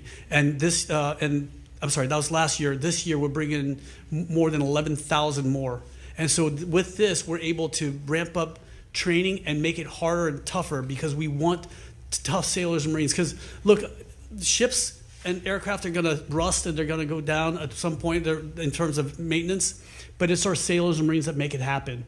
That's the American spirit within every single one of these young men and women. They're going to make do with what we have, so we owe it to them to give them the best equipment. But they're going to, no matter what you give them, they're going to make it work, sir. And that's why I'm so proud of our Navy and Marine Corps. Thank you. My time's expired. Sorry, Mr. Chairman. I pulled a Mike Garcia and just kept on going, so I apologize. Yeah, we still remember. That's all right. Ms. Lee. Thank you, Mr. Chairman. Great to see all of you. Thank you for your service. Admiral, we've all been aware of the freedom of navigation that has been significantly hindered in recent months in the Strait of Hormuz, including from the laying of mines in the Strait. Congress and the American people have not been given a clear indication of the extent of Iran's mining activities and the ability of the United States to deal with this. And recent reporting by the Wall Street Journal indicated that it would take 6 months to clear the strait, but the Department of Defense publicly disagreed with that reporting. Can you provide us with an assessment of how long after the conclusion of Operation Epic Fury it will take for these mines to be removed, and why the discrepancy? It is hard to give you an exact answer on that. Mine countermeasure operations are tedious. They're slow. There's a lot of area to cover. It is based a lot on our intelligence of what we monitor, so it's hard to talk about that in an unclassified setting. And so that helps us like narrow down in the areas we need to search by using our intelligence apparatus. We do have quite a lot of mine countermeasure capability at the ready that we have brought into the theater. So when it's time and it has to be done in an uncontested environment, it's something that just can't be done when you're under fire. Right. I mean, we watched the transit of our 3 destroyers go over to the Persian Gulf and back to the Gulf of Oman, and you see the type of environment that still exists there. So that's not an environment where you can do mine countermeasure operations. We do have an exquisite set of capabilities to go do it, though. And so once everything gets in a condition in which we can do that, we'd have a much better way to give you an estimate on that. Okay, thank you. I'm not trying to skirt it. It's just a very complex question. That's understandable. And it's an important question. I want to talk about lithium battery research. As you know, has the potential for great benefits to the Navy, including supporting high energy applications, directed energy weapons, long duration, et cetera. But there's obviously concerns about potential fires on board ships and submarines caused by thermal runway, poor performance, low temperature, and apparently have slowed the adoption of these batteries. The budget request does not include a request for funding for continued research into the development of high-performance, safe lithium batteries. And I just was curious why. Is there a shift away or change of priorities, and what's the plan with respect to that? You know, that omission is not something that, I could speak to because of the level of detail that's at. I do value research and development on materials science, of course on battery technology and the endurance of batteries. We've come a long way on some of our initial learning of why these fires occurred in some of our instantiations from unmanned vessels and manned vessels on using lithium. Technology on how you decouple those cells and shunt some of those grounds to different paths to keep it from going high order and getting very hot. We've made great strides in that. A lot of that due, quite frankly, to Tesla and other companies like that that have figured this out from the commercial sector. So I do need to look into what we are doing to ensure that we're promoting the longevity of lithium batteries, since that's at the heart of almost everything I do in unmanned space. Absolutely. Thank you. Secretary Cao and General Smith, I want to make sure I have some time. We have made great strides in trying to understand the physical and cognitive effects of blast, overpressure exposure.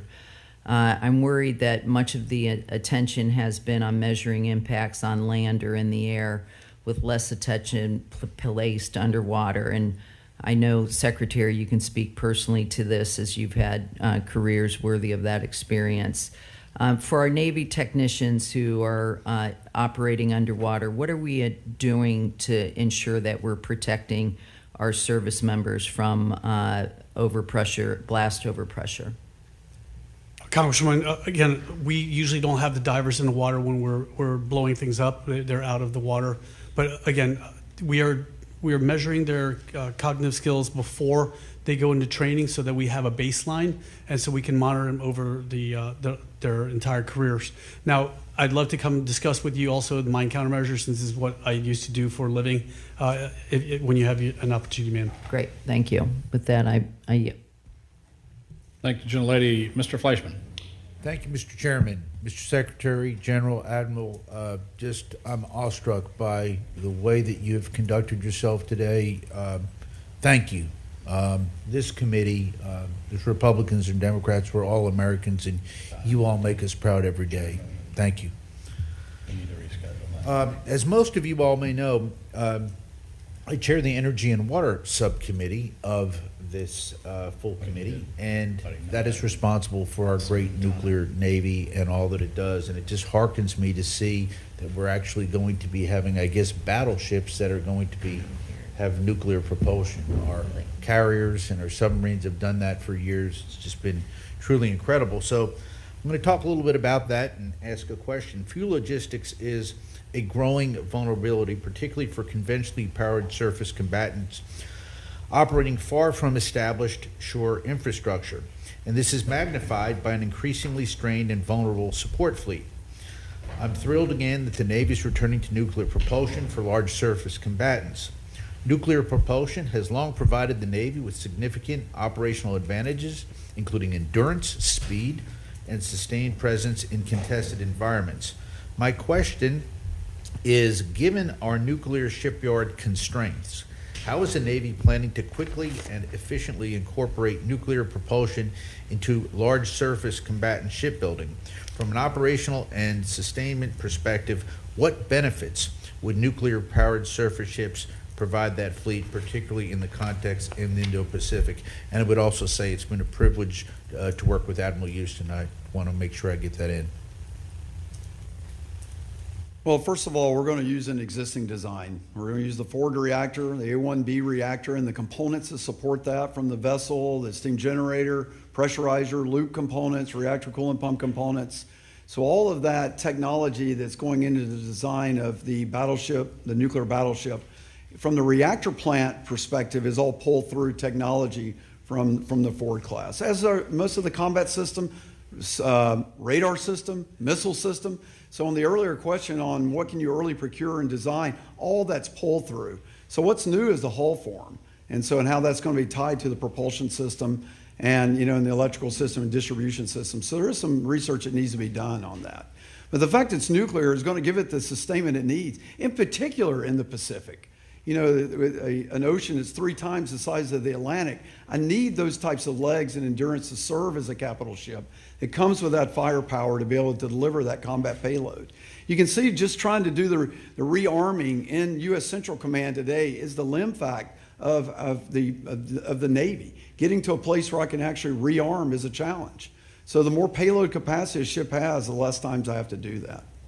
Thank you. Anyone else like to? Well, sorry, I don't want to take away from the Admiral. He knows more about nuclear power than I do.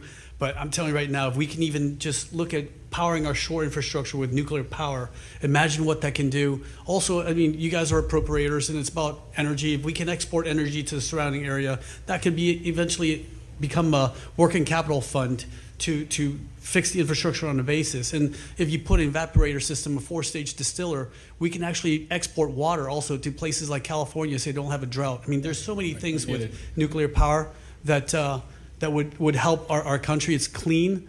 And again, we've been proving it in the United States Navy for 75 years. Thank you. Quick question on tactical nuclear weapons and deterrence in the Indo-Pacific. Can you help us understand how the Navy assesses the current outlook and its need for non-strategic nuclear capabilities in the Indo-Pacific and elsewhere, and what additional options can the Navy provide, such as tactical weapons on carriers that would be most useful for reassuring allies, deterring our adversaries, and providing combatant commands useful options in the worst-case scenario? Well, Congressman, the one thing we have is the Slick Command. Right now we have 14 SSBNs, the ballistic missile submarines, but imagine if these Slick Commands can go on a fast attack. So that's 48 more submarines out there that are carrying tactical nuclear weapons. That would be a game changer. I mean, even if let's just say we don't load all of the tubes with Slick Command, let them guess which one of our submarines have tactical nukes. But let me turn over to the CNO too. The Secretary's got it exactly right. This is another measure in our escalation management, okay? This is something that we see our peer adversaries doing. It adds complexity to the calculus. It gives us a non-strategic level nuclear weapon that I can field with uncertainty to actually be a strong deterrent, especially in the Indo-Pacific. Thank you. Excellent answers. I yield back. Thank you, gentlemen. Mr. Morelli. Thank you, Mr. Chairman, and thank you, Mr. Secretary, Admiral, Commandant, for being here, and thanks for your service. I hate to beat a dead horse, but I'm going to a little bit, and follow up to Mr. Case's question relative to mandatory versus discretionary spending. And, of course, the challenge is, and I don't want to repeat what I said earlier this morning, but when it comes to transparency and oversight of this committee, since we have responsibility for discretionary but not mandatory spending, it's a little hard to make a determination on what ought to go in to the discretionary pot versus mandatory. I just want to, just for clarity's sake, neither you, Admiral, nor you, General, were consulted about which part of your spending request was discretionary versus mandatory. Did I understand that correctly? I wouldn't say it wasn't consulted. I mean, we gave our numbers and our requirements, and then, there is some back and forth and deliberation and on how you do those types of divides. But at the end, I was not part of the decision-making process. Is that, and you have largely discretionary, is that correct, Commandant? That is correct, sir. So you're involved in I'm sorry, Secretary, did you want to add something to that, sir? No, Congressman, please go ahead. So I'm trying to understand. So OMB makes the decision in consultation with you, but then you're appearing in front of the Appropriations Committee. I assume you knew these questions would be asked. Did they then say, well, look, when it comes to answering this question, here's the rationale we OMB made so that it falls in this bucket versus that, and that's what you can tell appropriators? Is there a conversation like that? No, not with me. No, there's no conversation like that. As a service chief, I look at the totality of the total budget, and that's the only way I can look at it. I'm not trying to have some scheme that, from my perspective, that makes something in one bucket or the other more appealing. Yeah, and I think I do it as in the totality, sir. Yes, sir. No, I understand that. Thank you. I do think we're trying to understand it. At least I'm trying to understand it. I don't know about other folks why it's in one bucket versus another. And respectfully, I'd love to have the director of OMB then here to explain to us what is and what isn't in it, because you can understand if something doesn't get funded on the mandatory side and we left it out of the discretionary side, and I'm not sure which order these are going in, it's really difficult to do this and to do our job as congressional oversight and appropriators into what you're asking for. So I would just ask you to, I don't know who I'm asking it to. Mr. Chairman, perhaps you could ask it. Maybe OMB would be more receptive to your question about this, but it is frustrating to say the least. In any case, I wanted to just ask also, this is perhaps a little bit follow-up about the Golden Fleet. And do you have a sense of how many now BBGN in that program, how many ships you intend to build? I've heard different ranges.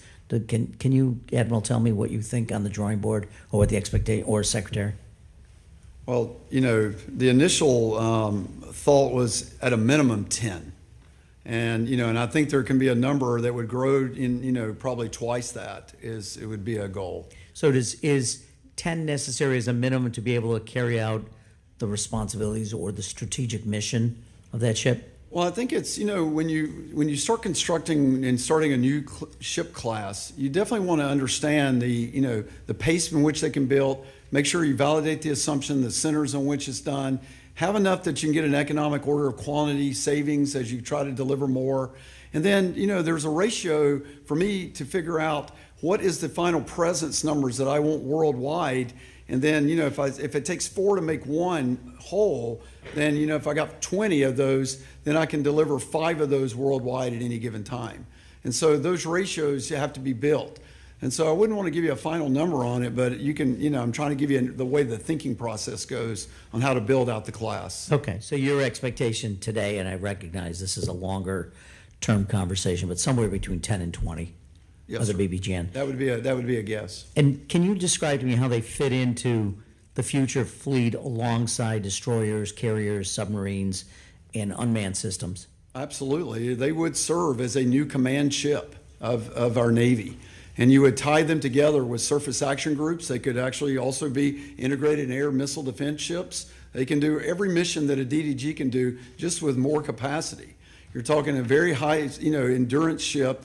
And then from long-range fires, we don't have, enough capacities, in particular in the Indo-Pacific, to force flow that entire fleet of those, if I had to, into that theater where I could actually have enough capacity to support Admiral Paparo in his fight.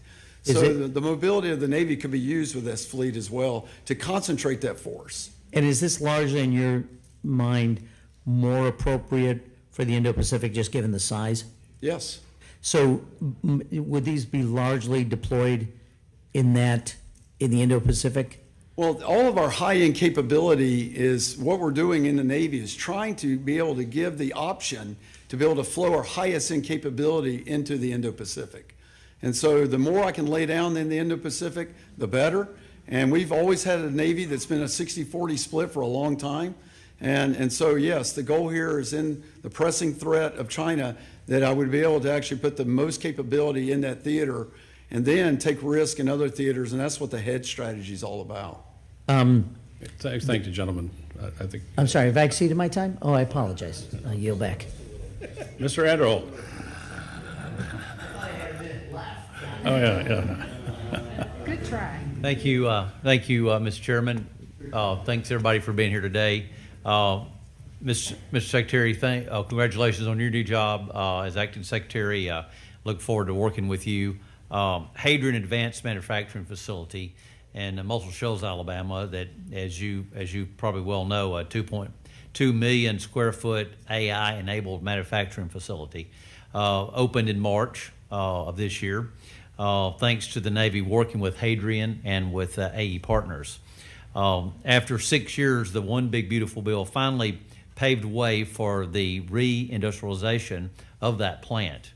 And that is what reconciliation is doing for the Navy's supply chain in the district I represent. And we're very excited about that. Can you speak to how the Navy is partnering with both the traditional and those that are just entering to the shipbuilding industrial base to increase our output?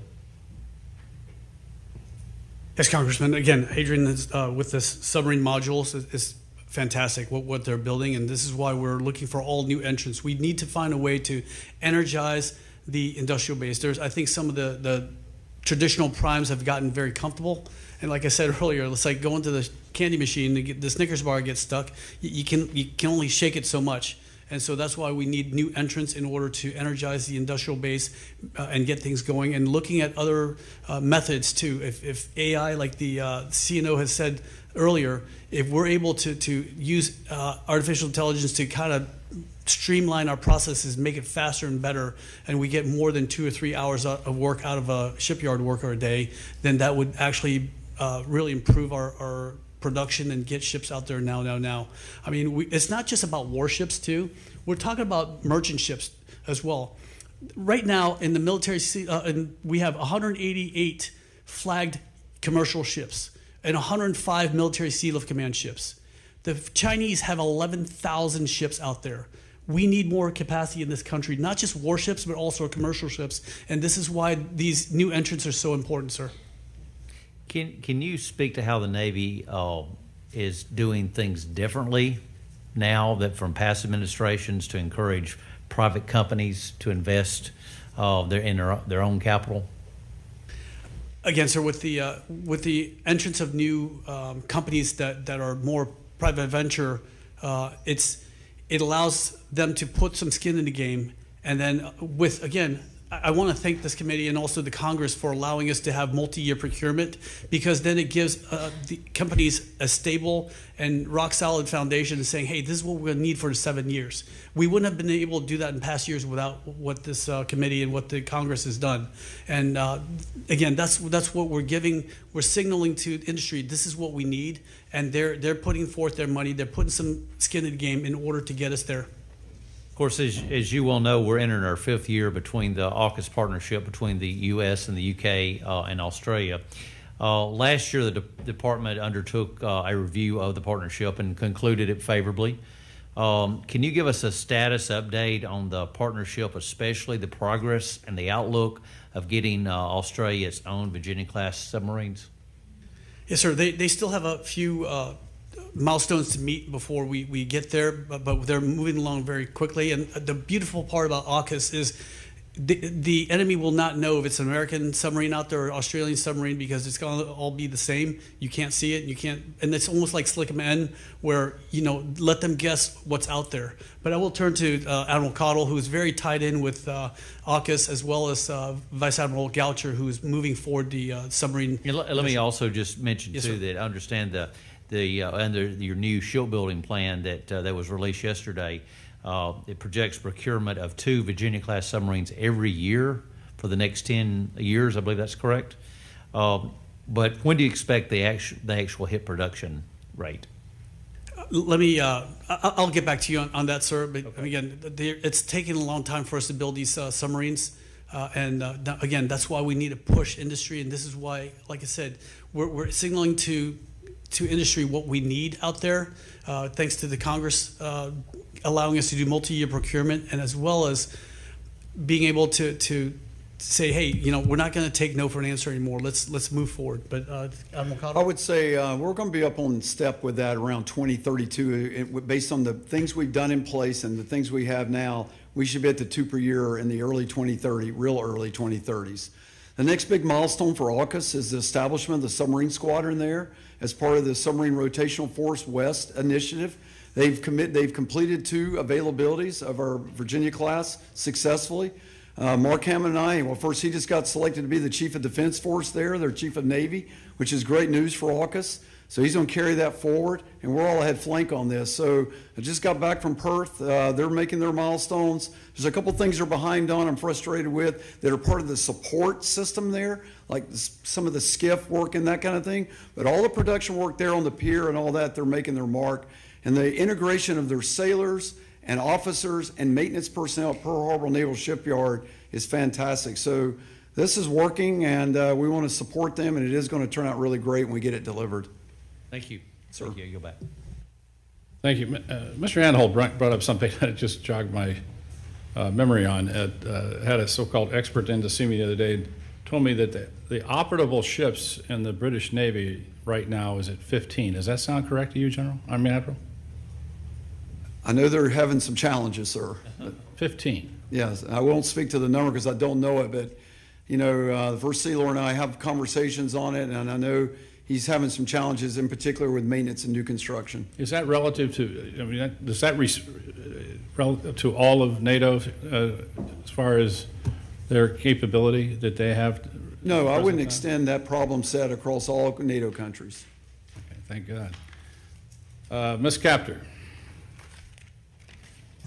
Thank you, Mr. Chairman, Assistant Secretary Cao, Admiral Caudle, and Commandant Smith. Thank you for your service to our country. Do not misinterpret any question I'm going to ask you now.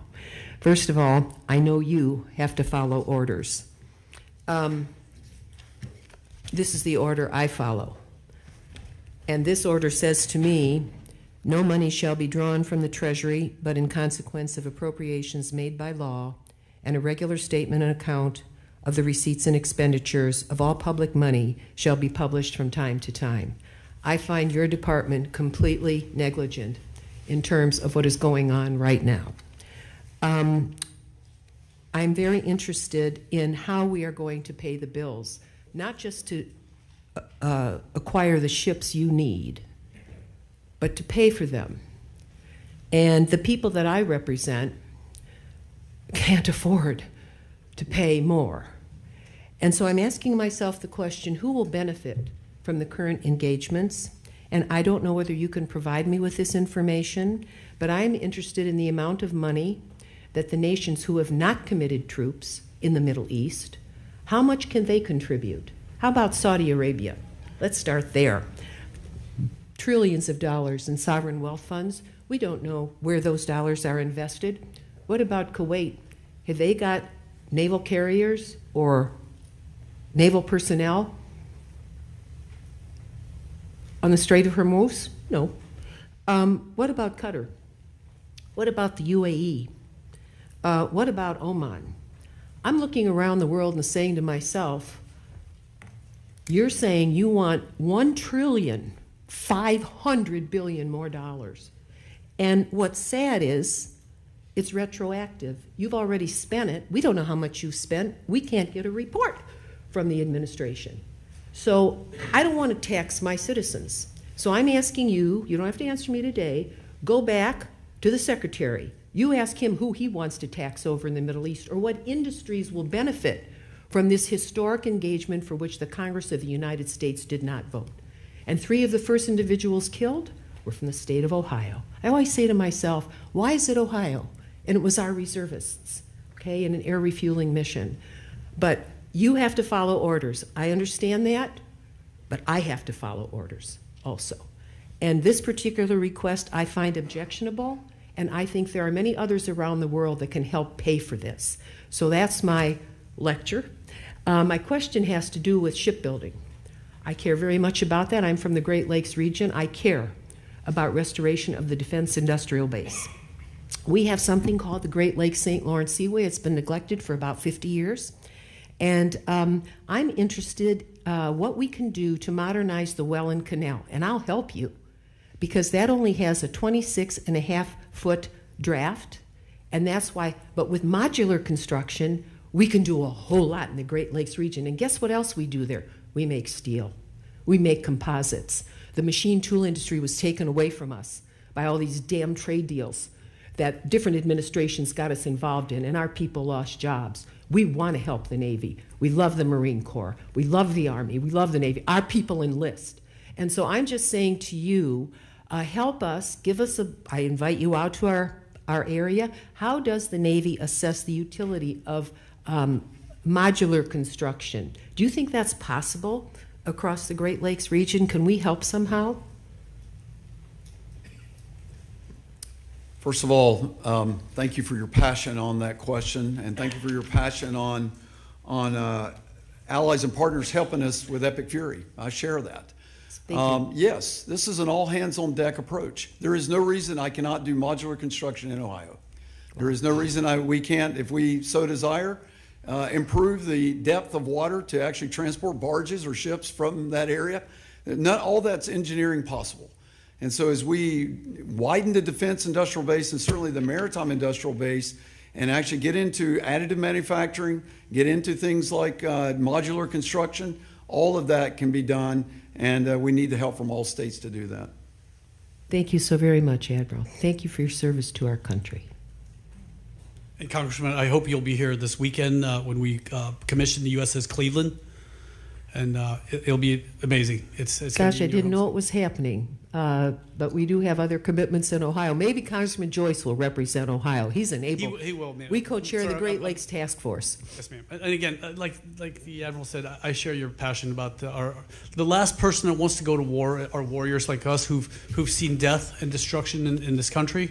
This is also the unseen wounds of war afterwards. Again, I've had a lot of traumatic brain injury and as well as PTSD, and I don't want that for our children. But sometimes there's a necessity out there. The Iranians have been at war with us for 47 years. We just didn't know it. They killed our Marines in 1983 in Beirut. In 1979, when the Shah of Iran was overthrown, the Marines took us into to the embassy. I was living overseas in Africa, and they stood watch over me, saying, "Nothing's going to hurt you, not tonight." And I want to be like them when I grew up, and that's why I joined the military. All the EFPs and all the IEDs that killed and maimed our soldiers, sailors, airmen, Marines in Iraq, Afghanistan were built in Iran, ma'am. And that's why we had to put a stop to it now, because history is going to judge us for what we do at this moment. Because they were building out such a huge wall of drones and cruise missiles, we would never be able to penetrate that in a year. Well, I think you're defending your position very well, but this is an undeclared war and it's un-American. And that doesn't say I don't want to defeat the nuclear capabilities of Iran or figure a work out, but this wasn't done, and it's an un-American war. I yield back. Thank you. Gentlelady. Mr. Joyce, you can talk about the USS Cleveland. Thank you very much, Chairman Calvert. We can't talk about the Cleveland Browns, so let's talk about the USS Cleveland coming to town. No, but I know in watching the local papers, people have been watching. I thought it was all coming in like next Friday and Saturday, but it seems like you're already en route, and it's got a lot of excitement. I look forward to it. And I'm building off a little bit off of what my fellow Buckeye had brought up. You seem to be a little more in tune with trying to modernize the way we go about shipbuilding and getting those things happening. And the shipbuilding delays are significant challenges to your readiness. For example, press connect fittings and other advancements in production technologies already being utilized by industry have the potential to improve our construction and maintenance capabilities. Does the Navy have a plan to accelerate the use of new technologies as part of this comprehensive strategy to build ships faster? Yes, that's a key element. I mean, it's riddled through all the investments in the submarine industrial base investments. It's in the defense industrial base investments. It's in the work being done by the Deputy Secretary of War to incentivize, as the acting secretary said, to refacilitize and recapitalize, have skin in the game, if you will, from the actual manufacturers themselves. I'm frustrated a bit on the pace in which people are bringing new technologies in, as I stated earlier, in particular robotics and AI, into ways that I think we can do things a lot quicker. And so there needs to be a way to get after that. You'll see it in PSYOP. It's actually the O in the PSYOP is how we're actually bringing in new equipment. And in our own refacilitization of our own public yards, bringing in state-of-the-art equipment and doing it the same at every 4-yard. So when we train a shipyard worker, they can go do that type of milling operation or additive manufacturing operation the same at each one of those. So it's a lot of that going on. The pace is, I think, a bit concerning that we're not moving faster on that, but it will take some time to see the results of that. And so I do, just want to be, very set expectation here. There is investment going on that, but it is a new way of doing business, and we need it to take traction.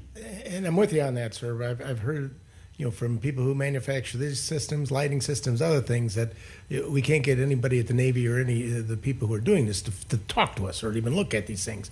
And you bring up a good point. I tell high school kids when you go, AI is not coming to fix your AC on a hot Sunday or the pipe that's broken in your house. It's going to take humans to do those things, and we need to make sure that we have the workforce along with the AI technology and the ability for plug-and-play type of equipment. Well, one of the things I could, sir, is like one of the things that's very manually intensive is taking an actual design drawing and turning it into a production drawing. That's done manually today through like CAD and CAM software, but that's still a human being at a day. All of that can be done with artificial intelligence, and that's the type of thing I'm talking about leveraging. When it comes to production work and torquing a nut on the end of a pipe, yes, that's still going to be a human, sir, no question. And as long as the humans are in control of the actual firing of weapons, and we don't let AI have the ability to do that, I'm with you guys all the way. And I don't want you to feel out, Commandant, so I have one for you too. Can you discuss how the Marine Corps is approaching the threat that we found in Ukraine now, and since it's changed basically the way we do war? The forces have relied on everything from sophisticated electronic warfare systems to shotguns as the last line of defense. What are we doing underway to push push the counter drone capabilities down the lowest echelon so that every unit has organic means to defend itself? And would accelerating this integration require any additional resources or funding? Well, sir, thanks for that question. We are doing quite a bit. We have a drone dominance task force led by Colonel Scotty Cuomo down at Quantico, who is driven to get a drone and a counter-drone technology in our hands. Primarily, the best defense is a good offense. So what we're doing is we're proliferating small manufacturable 3D printable drones, which is mimicking what the Ukrainians are doing. Our real issue is going to be employment of those drones. What we want to make sure we can do is we can train with them on our installations, that I don't have to go to the FAA for permission to fly at 500 feet or 400 feet. But we're doing a pretty good job of additive manufacturing and 3D printing our own drones that are delivering small bombs, which is really what's doing most of the killing on the battlefield in Ukraine. Well, the technology that's necessary for that, we are just developing now? Well, what I would say, sir, is we have that technology. We have the technology, we just don't have the production rates. I see. So you're building up the volume as you speak? Building up the volume as we speak, yes, sir. Okay. Lastly, Admiral Caudle, operations in the Middle East have reinforced the persistent importance of critical choke points to maritime security. Looking towards the Indo-Pacific, what capabilities should Congress invest to ensure the Navy can break a maritime blockade and deter other gray zone operations by our adversaries in that region? Funding the ability of us to close our kill webs, counter-targeting, our ability to hold high-quality track, precision long-range fires, and our ability to command and control that, and contested logistics. Great. Thank you all for your service. Thank you, gentlemen. Yield back, Mr. Chairman. Thank you. Ms. McCullum. Well, thank you, Mr. Chair. This has been an interesting meeting. As you see, we talked a lot about mandatory versus non-mandatory, what the authorizers authorize, and the money that we have, and everything else. So, to the questions that will be submitted to the questions you were asked today. The sooner you can get us the answers, the better, because the chair is going to start moving on June 11th. And we get our bills done on time, but we can get our bills done better on time with the more information that we have. So I thank the three of you for your testimony here today. And once again, please, for all those who serve with you and under you, we appreciate their sacrifice, and that includes the civilian workforce that works alongside of you too, who's not getting a raise. We've got to fix that. With that, Mr. Chair, I thank you, and I'll submit questions for the record. Thank you. And I just want to say, I agree with the gentlelady completely here. We're all together on this. We need this information quick. I don't want to sound like a broken record, but I'm just going to ask one last question, Admiral. On the current rate of operations, when do you expect to run out of money? Sir, I will have to start making decisions to change training, operations, certification events, those type of things we do to generate our force in the July timeframe and the current expenditure. So that has to come out of a supplemental. That's correct, sir. That's not going to come out of reconciliation. We need a reconciliation bill immediately, and we need it sent up here because we need to pay the men and women who serve us gallantly in the United States military, and they can't do it without money. So please, would you, if I need to call Russ this afternoon, I'll call him, but I don't know who's making this final decision to get this supplemental over here. But we need to get it over here.